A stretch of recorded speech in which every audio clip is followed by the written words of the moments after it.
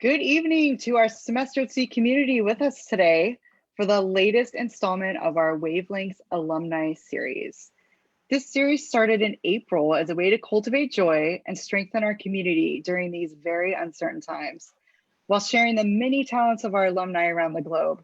We will be featuring a new Semester at Sea alum from a different industry or career field every Wednesday between 4 to 6 p.m. Mountain Time, right here on our official Semester at Sea Facebook page. For those of you that don't know me, I'm Courtney Miller. I've sailed on multiple voyages throughout the years. My first one in fall 1998 when I was a student. I sailed voyages after that in both staff and faculty roles. And tonight I have such a pleasure of speaking with a former student from a class I taught in fall 2010, video journalism. And let me give you a little bit more about Peter. Peter Cooper is a Brooklyn-based photographer, editor, and video producer who has been documenting social justice, culture, and humanity since the fall voyage of 2010.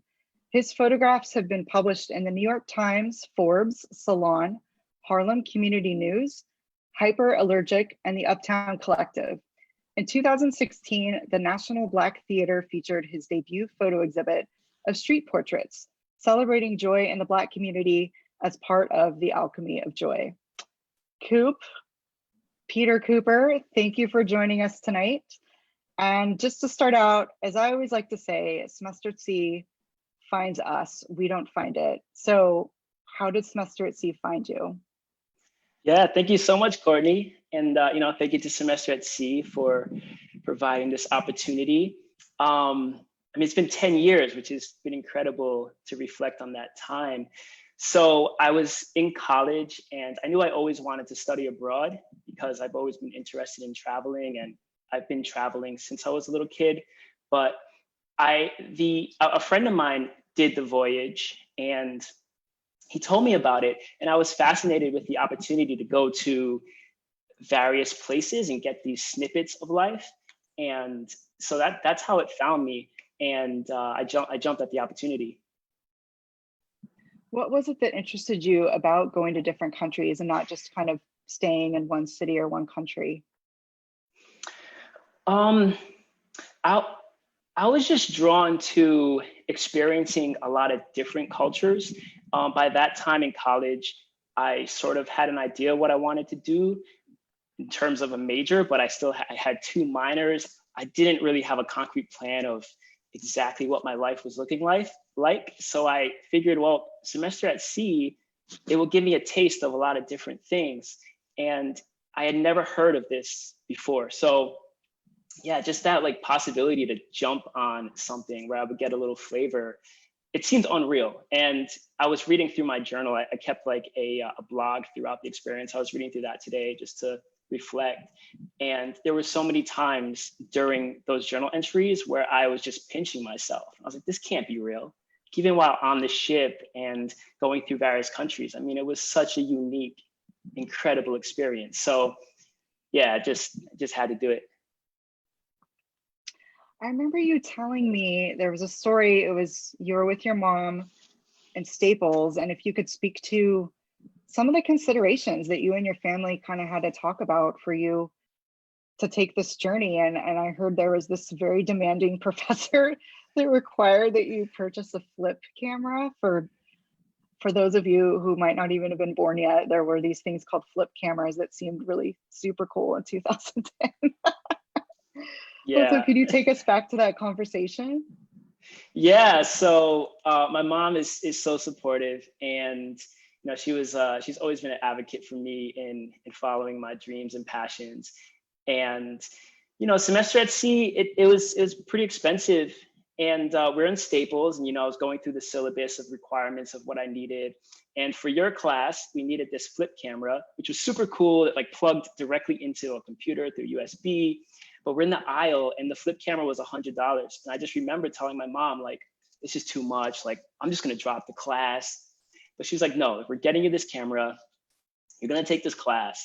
And so I ended up in your class. And yeah, it was really life-changing for me.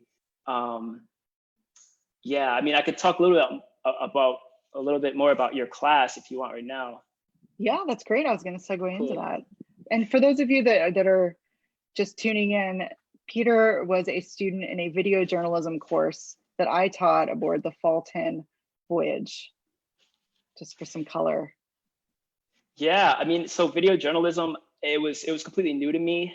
The only time my experience with a camera was like, my mom's film camera at a, family functions, or taking some photos of flowers, probably like what a lot of people experience, but I had never been behind the video camera. I never thought of video as a medium.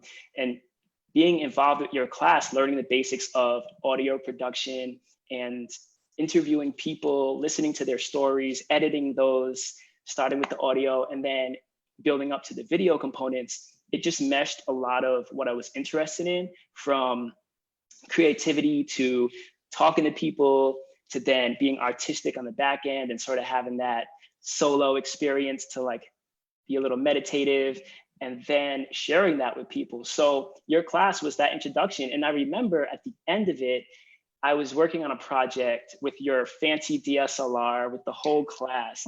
And I was like, whoa, like I went from $100 flip camera to this DSLR, which with like removable lenses. And it was just a cool testament to, if you just kind of stick with something and follow that curiosity. So yeah, your class was very instrumental. Remind me, what was your major when you came onto the ship? Because this was a little bit of a pivot moment for you along your Yeah, it was a journey. communications major and a double minor in marketing and art. So I was more leaning towards, I guess, media, but not necessarily content creation. So yeah, your class was fully that tangible, like, let's create. And it was really cool too, being around a bunch of fellow classmates, all different parts of the country, people from all different parts of the world. And we're traveling throughout the world, and we are creating content that a lot of us didn't really have experience in doing, but it was forcing us to get outside of our comfort zone. And yeah, so it was cool. And I just remember like everybody was just like, it was new to a lot of us. I shared with you, I recently unearthed a hard drive from that class, so I was able to see a lot of Peter's old projects. You did get an A, by the way, because I saw the grades. And it was so fascinating to me, Coop, because one of the things you kept mentioning, in addition to assigning you a million projects, there is a journal that I asked all of you to keep. And almost every week, the entries that you wrote me, you were so curious, but you kept speaking to how you were so nervous about approaching people, and there'd be something that you wanted to photograph or see, but you kept kind of battling this hesitation. And it was fascinating to see, even in your journal, from where you started just kind of a little intimidated and shy, to at the end, to what you said, like picking up the DSLR, going out and shooting something, interviewing people on the street, putting this entire video together for our class. And for those of you, there's a few links that we added to the chat. One of them in Vimeo, again, these historic archival projects that I just uncovered. Coop took the camera and he made this incredible, very inventive and creative introduction to a film festival that we put on in class. We developed an entire, I think we called it CNN network. So again, this was before people were walking around connected to the internet on their phones. So we delivered content to the shipboard community through our channel that people could watch, on their monitors in their cabins. And so seeing you go from the beginning to just kind of really embracing your voice towards the end and creating this content. And it's been really cool to see that kind of follow you into your work now. But do you have any memories of like some of those projects you were doing and where some of that shift started to happen? Well, I think there was a project that I did in India. I think by that time I was a little bit more warmed up, but I just remember like filming in a rickshaw and leaving the port and kind of filming this guard. And I sensed this feeling of like, should I be doing this or should I not? And I did it and nothing happened. I think he smiled at me. And I think I remember that as like a point of like, huh, cool. The world doesn't come crashing down, and then just to kind of try. And, I think another turning point too was honestly like watching a lot of my classmates' material.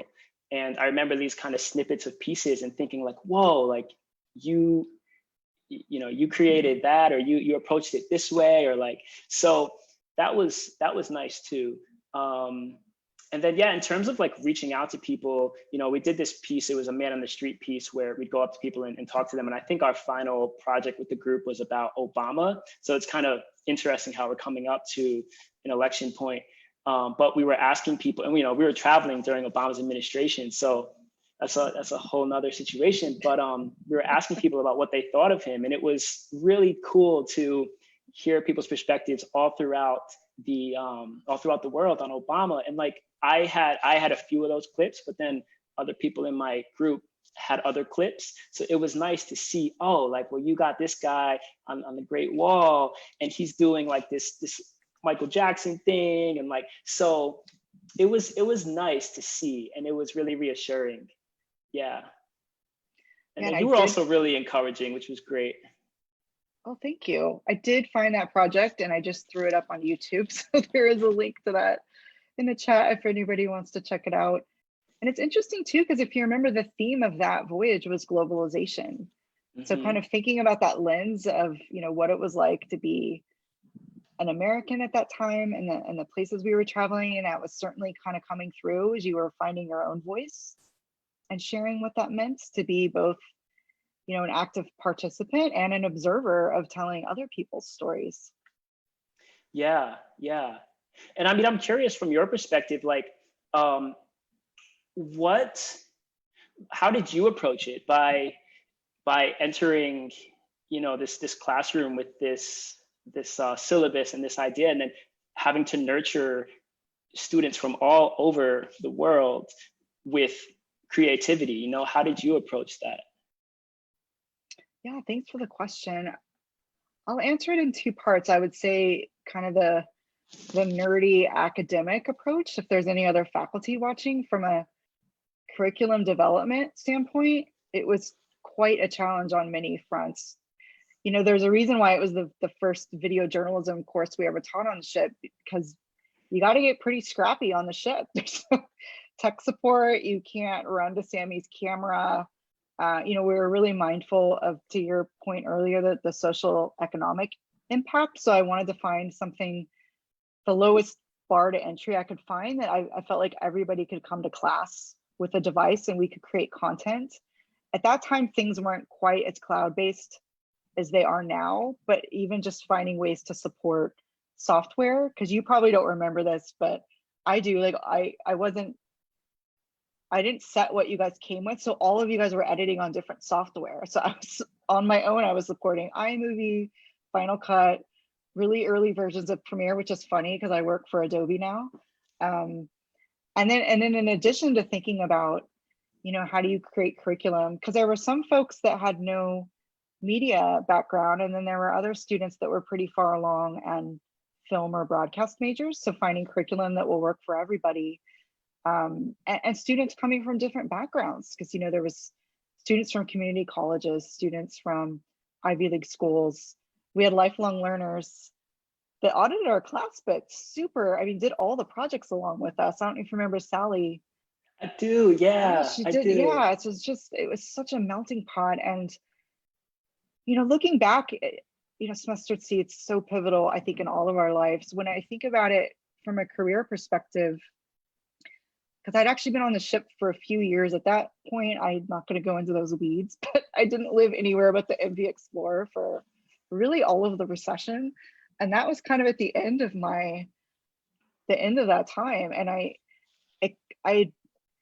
the culmination of that class on that voyage was really starting to think about multimodal storytelling and having you guys kind of blend all of this work. And that really carried through into my own research. I ended up, digital literacy is my area of expertise. So I started really researching that. I taught at USC Annenberg.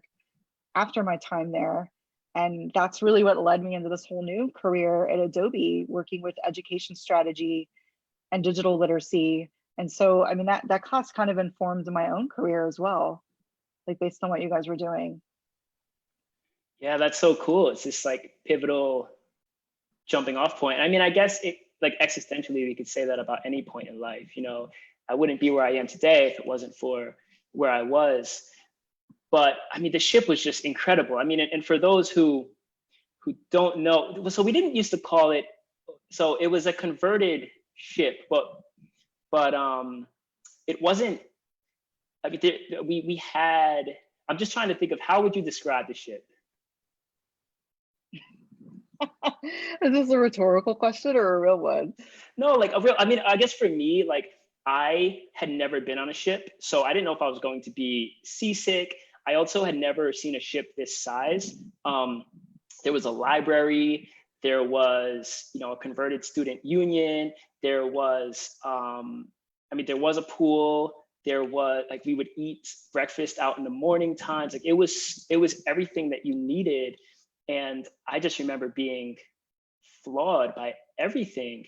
And I mean, another fascinating experience on the ship too was it was just this amount of substance, which I loved, because you go anywhere and you see somebody, they're reading a book, they kind of, you know, feel like, oh, maybe I should read something, or you get in a conversation about something.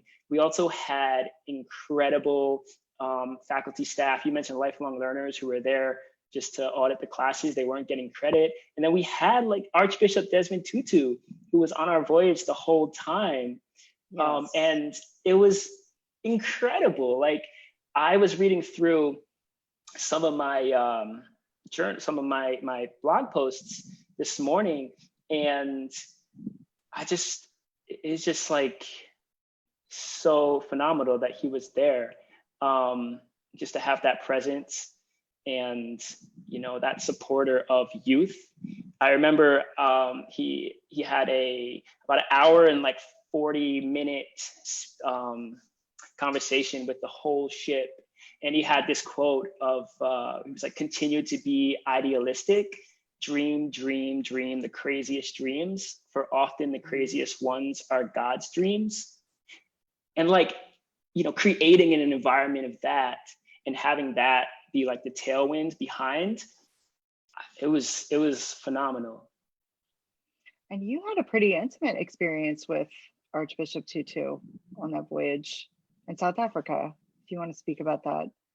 Yeah, so some students, some faculty, some lifelong learners, some staff, we got invited to his house in South Africa. So I was actually looking back, this was 2 days before he was going to retire from public life. I don't know if he ended up retiring 2 days later or, you know, doing it a little bit later that year, but he invited us into his home, and his wife, Leah Tutu, made us food. And this was like right shortly after the World Cup was hosted in South Africa. So he had this vuvuzela, which is like a long horn. And I just remember sitting next to him, and he's playing this vuvuzela. And, you know, here's a man who has seen some of the most horrific atrocities, and he has this immense joy, and it radiated through. And he always fascinated me. And I know that you almost, because I was talking to you before, you said that you almost had the opportunity to shave his head. Oh, wait, you did shave his head, right? I did shave his head. You're asking me memories about him. Like, well, there's multiple. I mean, just being able to spend that much time with, I mean, truly a living saint is just a blessing beyond words. But the funny one is, I somehow on that voyage for the Neptune day, I ended up, I don't think I was the royal barber, but one of them. So for any of you that have ever shaved heads, it's not as easy as it looks. And on the ship, you're using these like old rusted out clippers that have been used on God knows what. And, you know, I had a line of people, and then suddenly Arch sat down, and if you haven't looked at a photo of him in a while, even back then, he really didn't have much hair. And we were in really rocky water, so the ship was moving. I was like, oh my goodness, I'm so scared of nicking his head. And I kind of joked with him about it, but he wanted me to shave it anyway. So I'm so nervous, like trying to hold on to everything and like shave his head with these clippers. I'd love to find a photo of that because I remember the ship photographer being right there. So there's some really funny photos with that somewhere. So yeah, that actually happened.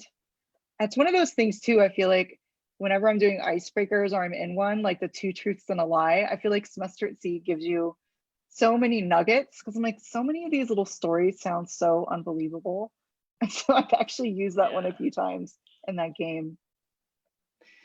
I love it. It reminds me too, like I was reflecting on it today and thinking of these quiet moments and how that translates into everyday life. And like I remember just watching the stars, and I saw my first shooting star on the ship and watching the sunsets. And there's this thing that happens when the sun goes right by the horizon. It's like a little pop, and I'd never seen that before.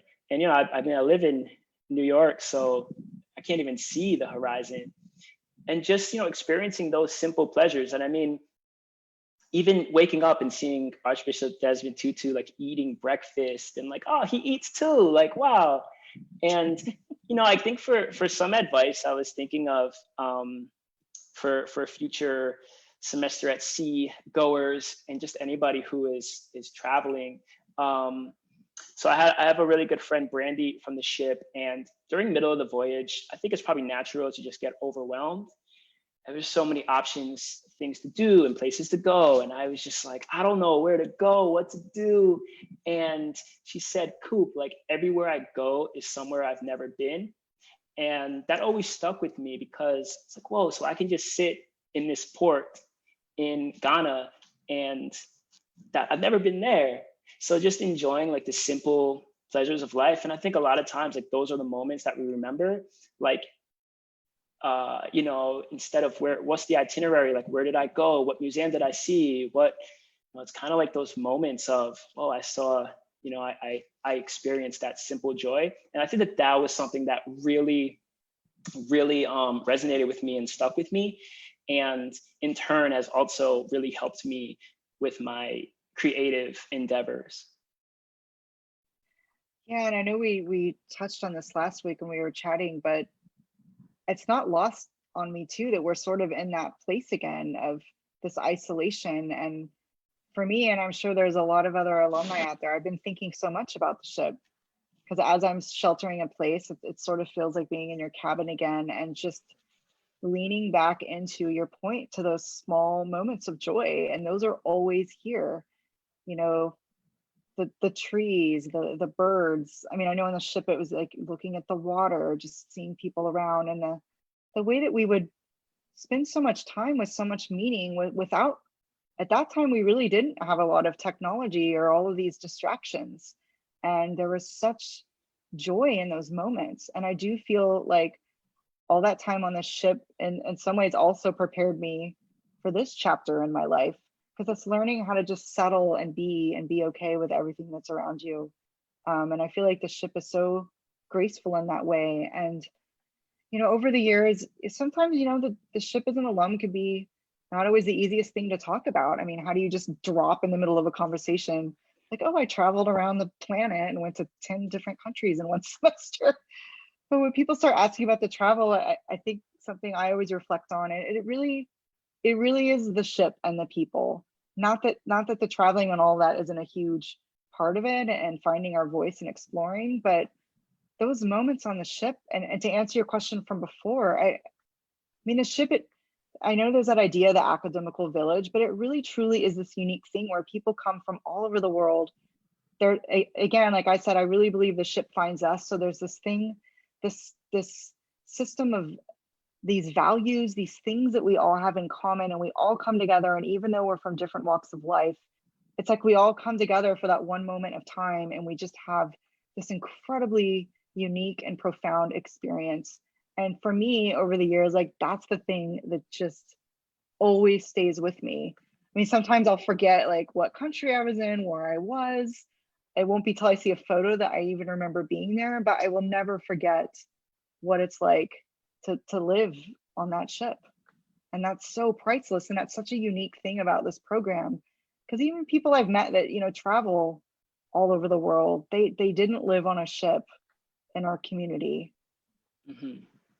Yeah, very true. And like, I think too, having that community behind me during that time made traveling so much more special, and I appreciated it so much more because I could dissect where I just was. Either I was with somebody from the ship and we were sort of experiencing it through this a little bit, I wouldn't say deeper because everybody travels with different mindsets and whatnot, but we were able to go back and sort of reflect because we were all together.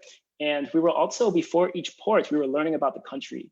I didn't know too much about these countries. And then to go in there with this breadth of knowledge, it made my experiences so much more fulfilling for me. So like having that community, having that educational component, and then knowing that you can always go back there and sleep and have that kind of safe haven. And then but then you're also like, go anywhere you want in the country while you're out and while we're docked. And like that too was incredible. Yeah, it's a cool community. It I can't believe it's been is. 10 years too. It's wild. It's kind of a scary, scary slash fun thought. So we've talked about how that semester C, I think particularly kind of dipping into media and journalism for the first time was kind of a pivotal moment for you. Like, can you speak a bit to, can you kind of take us back there? Because you had a real shift at the end of that voyage, which, I mean, we could kind of shift gears and start talking about your career, but that was kind of the beginning of your career, that voyage. Yeah, so I remember being on the back end of the dock, and we were on our way to California, and you asked me, what am I going to do when I go back to Harlem? And I thought about it, and at that point, before semester at sea, I was working at a restaurant in Harlem, and I remember coming across this newspaper during a really slow shift, and I was just fascinated with the access, the storytelling, the community vibe that this newspaper held. And so during that conversation with you, I was like, well, I'm going to reach out to this publisher of the Harlem News. And getting off the ship, going back to Harlem, I was filled with that motivation, and I reached out, and that kind of really propelled my career. I told her, Pat Stevenson, I said, hey, can I meet with you, please? And we met, and I said, I just want to work for you, like for free. I just want to learn. And she gave me a paid internship. And from there, very quickly turned into a full-time job.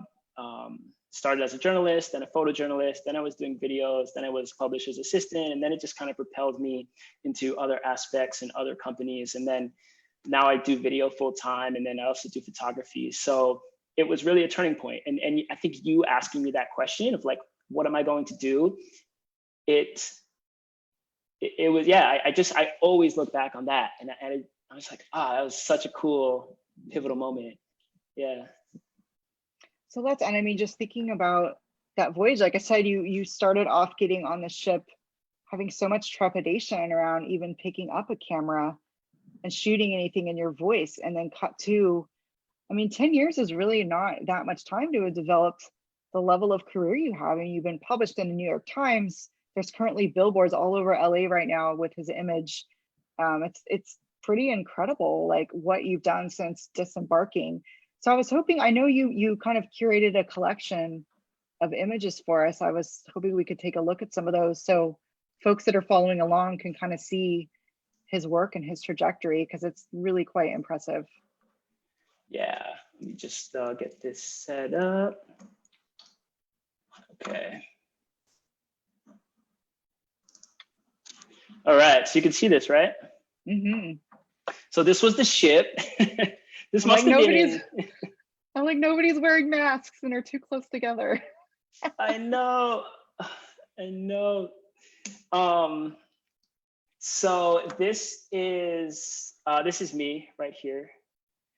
Oh, it is. Oh my goodness. And yeah, this was the back area where you had asked me that question. So when I came back to Harlem, like I said, I started working for this newspaper. And a lot of these stories are actually stories that I did, cover stories. And then this is some of my early work. I started with a lot of landscapes and animals because they don't, they're really willing for you to take their photo. Because you don't have to talk to them. Yeah. And then I was also doing a lot of different events, from ribbon cutting ceremonies, talking to small business owners, rubbing shoulders with politicians. And it allowed me to be in many different spaces and to kind of get my sea legs, so to speak, and just to operate really fast. So fast forward to 2016, so Philando Castile was killed early in July, and I had a lot of different emotions. I can't believe this is happening again. He was killed by a police officer in Minnesota after a traffic stop, and I just by this time I wasn't working at the newspaper, but I was still in media. So I just felt compelled to create, and I didn't really know what to do. So I just picked up a camera. I went to downtown Manhattan, and I had this, all intents and purposes, I wanted to direct my anger towards the police, but I saw this type of humanity. I mean, the police officer on the left side, I just saw humanity in her eyes. And I also saw this really intense, amazing determination of Black people. And then I saw this incredible joy in Paperboy. He's to the right. And so it kind of allowed me to process my emotions, and it really transformed my emotions. If I hadn't have picked up my camera that day, I wouldn't have transformed those really strong, really strictly negative emotions. I mean, emotions are really complex and they're ever flowing, but it really became more nuanced to me. And this led to my first exhibit, which you mentioned earlier, at National Black Theater, which was The Alchemy of Black Joy. So portrayed various Black people in street photographs with various perspectives of joy. And it's interesting to hear you say how I was so nervous to walk up to people, because this is an exhibit in which I really had to overcome that and engage. And I thought about that a lot throughout the years, because that feeling never really goes away. But if I go up to 3 people, at least 2 will say yes. But that one person, I want to run home. I never want to take out my camera again. And I want to just hide. But I kind of really forced myself to push through that. And, somebody's always going to say yes. And I think, I think too, with photography and content creation in general, it's kind of what you come with it. And my intention is not to create an environment where where if I'm photographing somebody, I would want to be photographed in that same light. So I'm not trying to create something where somebody would not want their self portrayed that way. So yeah, and then George Floyd was murdered in the end of May, and I felt this same feeling of, I was really, really angry, and I wanted to sort of direct that. So I went out in the streets. I'm about 10 minutes from Barclays Center, and there were protests every day. But this moment here was June 1st. And I love this. Yeah, she's really powerful.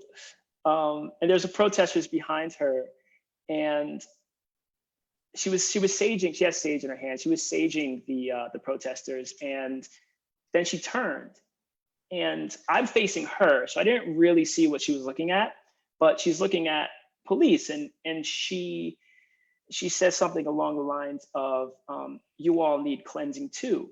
And this was a turning point for me, because as much as I want to hold on to abolishment and all of that, I really felt that we need to all work together.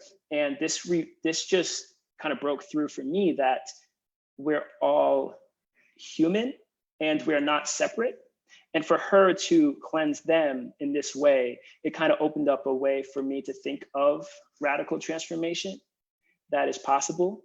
And then so this piece was actually featured in El Official. They're a French fashion magazine. And they featured me as one of 9 Black photographers who are capturing the power of protest.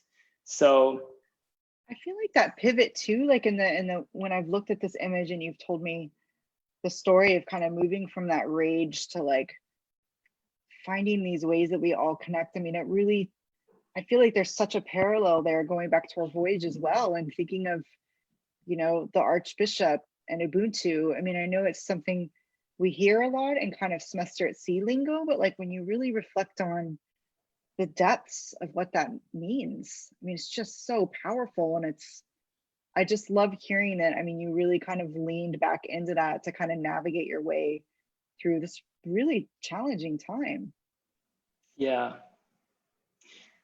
yeah, I know Desmond Tutu, his words are so powerful. I was actually listening to one of his speeches today, and it always fascinates me with, it's incredible inspiration.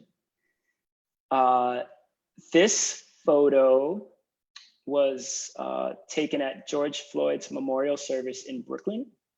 And Amazon actually featured this on 4 billboards throughout Los Angeles. It was part of their campaign, Amplify Black Voices. So that was unreal. They found me on Instagram, and you know, I mean, just it was a cool experience. Really, really cool. It's pretty awesome.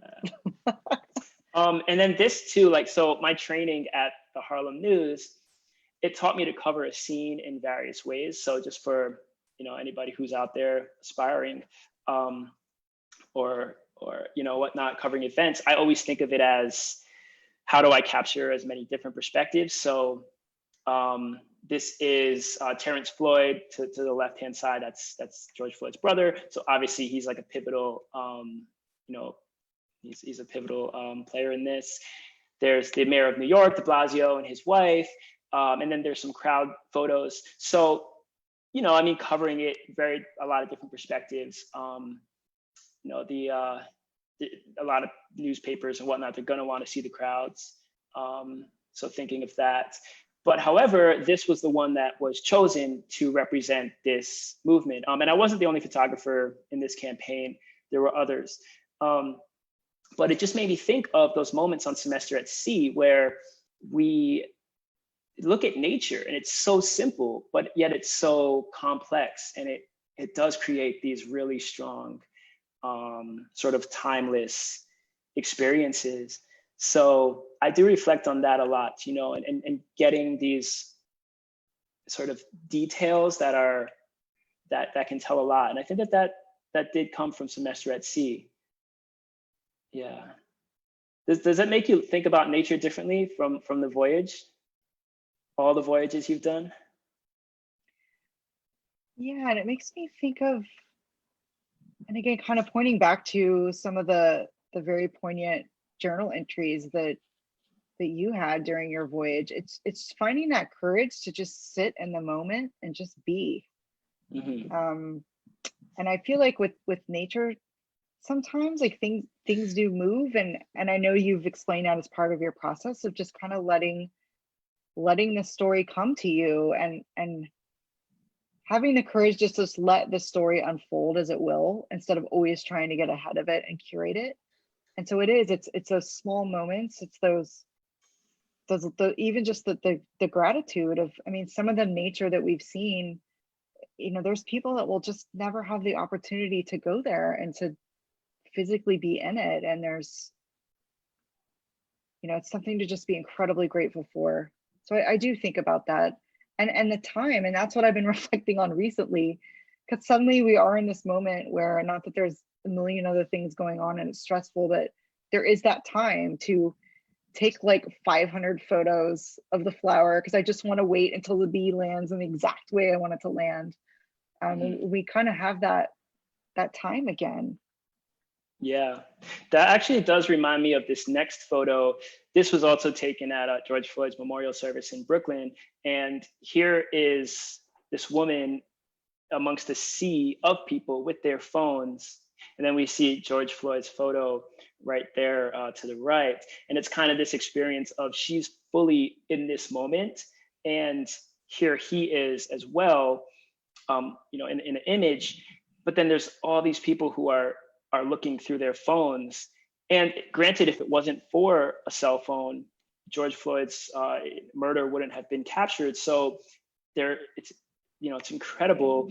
However, there is that question when we do create content, what are we sacrificing by living through our phones and by examining the world through our phones? And sometimes maybe we don't look at what we just photographed on our phone, and then it becomes time to upgrade the phone, and then you got to just keep it on the cloud, and then you're paying every month for the cloud service, and then eventually it's just like, I have all this content. So I think there is beauty to like living in the moment, and I mean, it's nuanced and complex, but this kind of photo reminds me of that experience.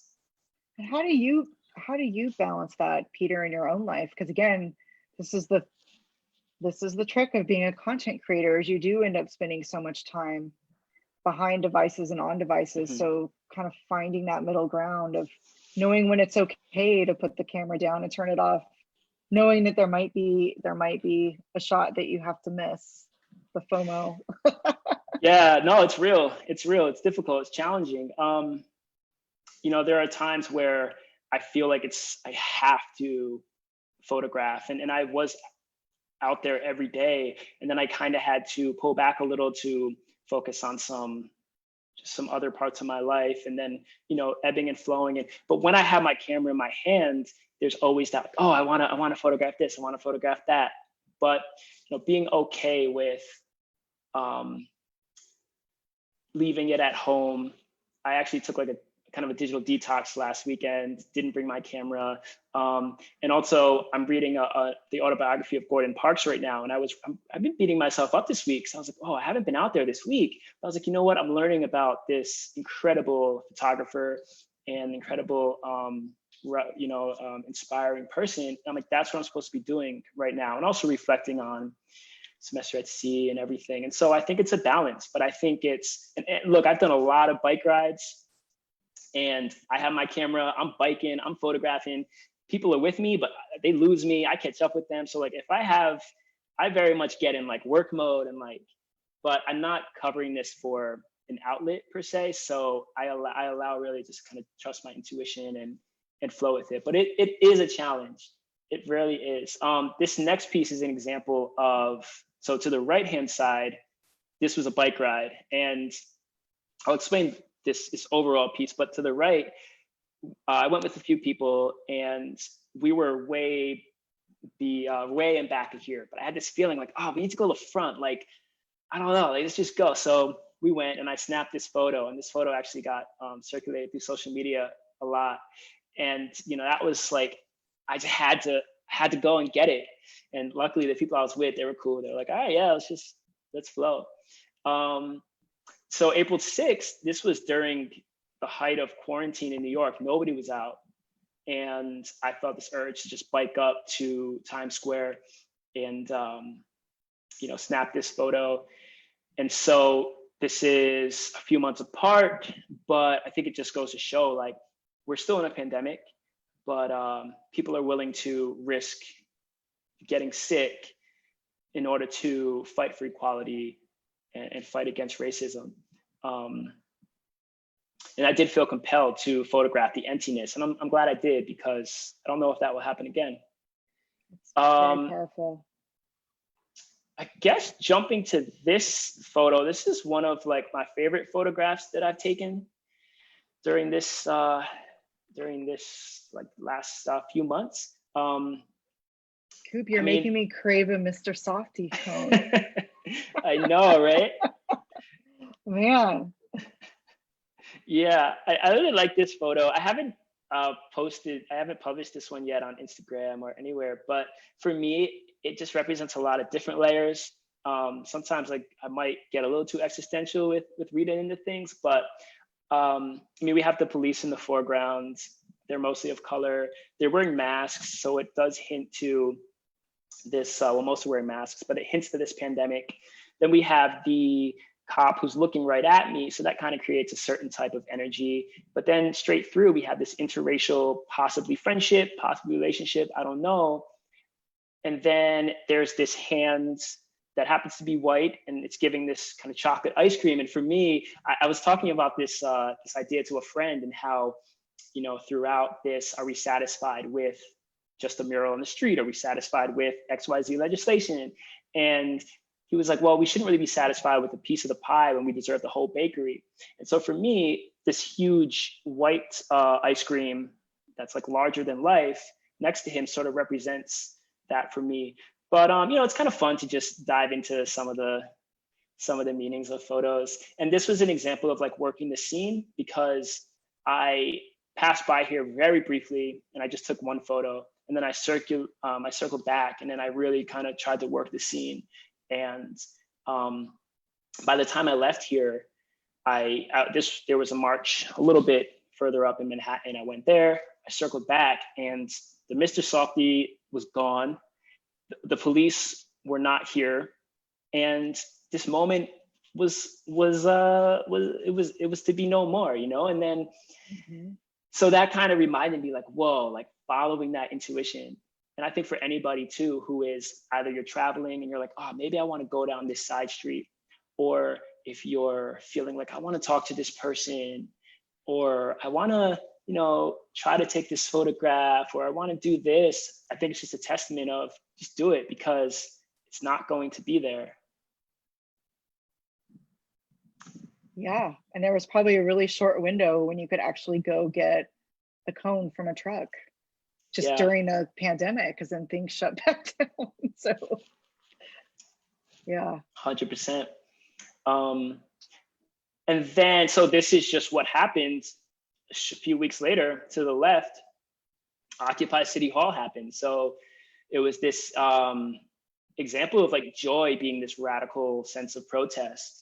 And then flash forward less than a month later, it was cleared out, and they swarmed in. I think around like 3 a.m. they came and tore everything down, and, you know, people were camped out there for over a month. And then, yeah, so just showing that sort of relationship between what was and then the taking down of that, and how, you know, just using this as a way to kind of capture these moments that, you know, when you're in them, I'm like, oh yeah, this is great. This is going to happen every day. Like, people are going to always be dancing. But then you're watching somebody clean off, you know, what you just saw being created. And you're like, whoa, this is, you know, life is very, very fleeting. Yeah, you're literally documenting history as it happens. I mean, these are the images that people will look back on someday to see what we experienced during this time. Like, how does that feel for you? Just thinking of yourself as an artist, and like I said, I mean, people are reaching out to you for your voice. They're recognizing you for the narrative that you're telling, you know, coming straight out of New York. Like, when you really sit with that, how does that feel? Well, I mean, I'm definitely humbled. I'm extremely grateful. You know, I'm really, you know, yeah, it's just really humbling that some of my photographs really resonate. And yeah, you know, and yeah, it's an interesting thing to sit with. And also, like, I have to say too, I'm inspired by all of my fellow photographers and content creators who are out there. And there is this feeling of, oh, I have to be out there every second. But no, there are people out there right now capturing it. Like, as we speak, there are photographers out there, videographers. And I think that taking shifts and, you know, allowing all of us to document, and not trying to just be at ease with that sense of FOMO. And I feel really just grateful to be amongst an incredible group of people who are documenting what's going on right now. And, you know, whenever I open up my Instagram and see in other photographers' work, I'm like, whoa, like this is incredible. This is still happening, and it just gives me more motivation to go out there and just keep it going. So yeah, I think it's a mixture of all those things, Yeah. And then I guess, really kind of the final one that I wanted to sort of speak about was this one. This was during Occupy City Hall, and we overtook the Brooklyn Bridge. And this was my first time, well, not my first time, but this is my first time sort of going towards traffic and taking a bridge. So if people don't know what's happening here, we straight up went on the bridge towards traffic and like made traffic stop and went through to the other side.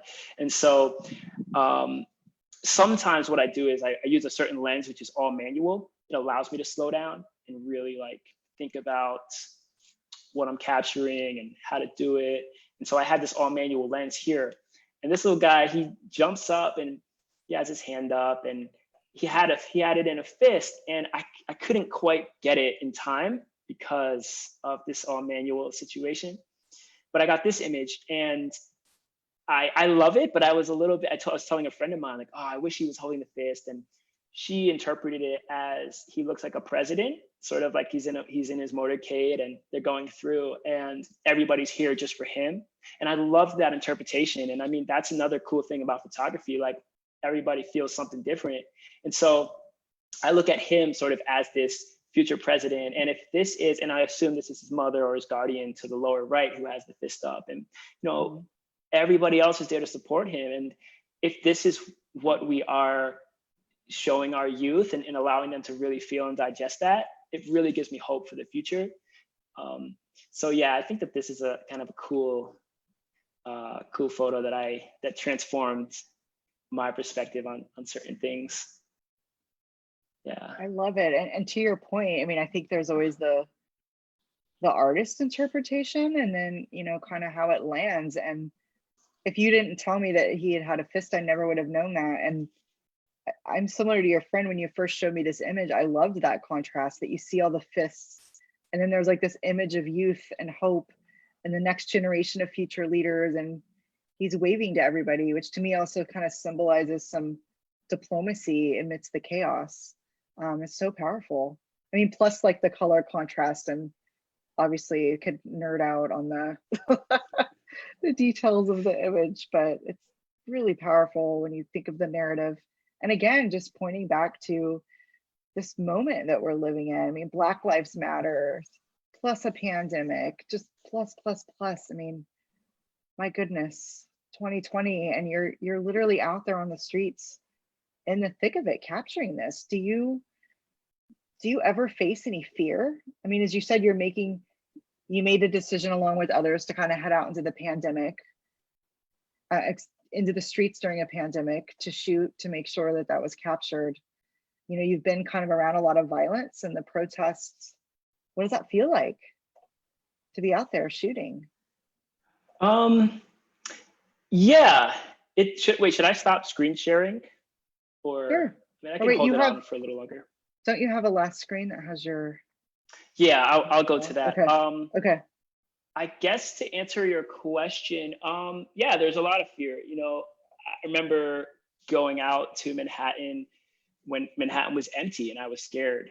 I remember that first night at Barclays Center and I was scared. Right when we had quarantine and there were a lot of violent riots in New York City. So they put a curfew on all of New York. And we were sitting, me and a few people were sitting with a whole bunch of people on the street in front of Barclays Center. We're sitting there and it was just about to hit past curfew, and then it hit past curfew and I was still out. And even in the midst of all these people, I was scared. Overtaking the bridge, there's that sense of, oh no. But yeah, I think walking into oncoming traffic. Yeah, but I think too, like, not to get too situational, but like as a Black person, I think there is always a sense of fear. Like I was driving through a little more rural area over the weekend, and I said to the person I was with, I was like, we went to like a yard sale, and I was like, oh no, what if they hate Black people? I just said that as like an instinct. And so I feel like there is this sense of fear that, you know, we walk around with as anybody who is sort of other than what is society's, you know, perfect person on a pedestal, you know. And I think that, you know, Black people aren't the only group by far that experiences that. But you know, this is a time that is sort of shedding a lot of light on that. So yeah, there's a lot of fear, but I think in anything, there's always fear. And I think that same voice that is like, oh, I shouldn't travel, I can't do that, I can't go here, I shouldn't. It's like that same thing that I think you have to question. And of course, it comes with certain repercussions. Like, you know, if I have a fellow photographer who he got arrested and he spent the night in jail. And so, you know, it always comes with a certain type of risk, but so does everything else. So I think for me, that fear, it wasn't a stopping factor. And, you know, I just try to keep pushing through it and observe it, and it evolves. I guess I'll just go through quickly. You know, these are a few other images. This is just an example of like feeling, oh my gosh, what is this? Like, I have to stop. So this is a huge bike ride, but I stopped and like captured this cop, and like I have no idea what he's thinking, but I just think it elicits a certain type of feeling. You know, you want to know, is he on the side of BLM? Is he not? There are just so many questions. This again was part of that ice cream series. For me, it just represents, you know, here are 3 Black women all behind bars waiting. This was that first night that I went to Barclays Center. You know, facing that crowd. I've never seen that many people in 3 months prior. I was like, what? No way. Where are all these people? Like, we're not supposed to be here. So that was, but we had to be there, you know? And then, yeah, this is another pretty powerful image. And yeah, so that's, you know, if people want to follow me, you can check me out on Instagram and my website. Everything's I am Peter Cooper. So impressive, Peter. So one last kind of tidbit, what advice would you give for future Voyagers? The advice that I would give is, if you're thinking of doing semester at sea, do it. Definitely do it. It was a life-changing experience for me. And I think when I look back at that $100, you know, purchase, I almost didn't take your class. But because of my creative pursuits and because of me working full-time in the creative industry, I just paid off my student loans last year. So I think it's testament as to what you do and what you know, following your passion and following your heart, like the world will make a way. So I would just say, you know, do it and you know, like just keep dreaming, like Arch says, just dream those crazy dreams, you know? And I think now it's kind of ironic because what we're sort of dreaming now is like when we can do the simple travel again, you know? And so I think it makes us appreciate everything so much more. Oh my goodness, it certainly does. Well, Coop, it is, as an educator, there is nothing more rewarding than helping a student find a voice that's within them and watching it grow. And you are just such a testament to knowing where you started and just seeing this whole career. And it's been such a joy to follow your work over the years, and I'm so proud of you. So thank you for spending your time with us this evening and for sharing your incredible work and giving us some insight into your voice and, you know, what it's like behind the scenes and to be on the streets capturing this just historic, profound moment in such an authentic and beautiful way. So inspiring. And for those of you out there, thank you to all of our Semester at Sea alumni and friends for joining us this evening. We appreciate hearing about how our alumni are giving back to their communities around the world. And we'd like to remind you that Semester at Sea is a 501c3 nonprofit organization, and we need your support now more than ever. Thank you, 2020. So if you're able to make a gift to Semester at Sea, even just a small one, we really encourage you to consider a recurring gift each month. For the same amount you spend on Starbucks every month, you could automatically make a monthly donation that will benefit future Semester at Sea-ers. So please join us on Wednesday, August 12th at 5 p.m. Mountain Time for the next installment of our very exciting Wavelengths alumni series. And this next episode will be featuring budding artist McKenna Van Koppen, who sailed on the spring 2010 voyage. So if you know someone from your voyage, or you yourself have a super interesting story to share about how semester at sea has influenced your life, or you have a really special talent that you'd like to share, please email wavelengths@semesteratsea.org to be considered for a future Wavelengths series segment. And with that, I wish everybody well. May you dream very wonderful, fearless, lucid dreams. And hopefully we'll see you on deck again someday. Thank you. Bye.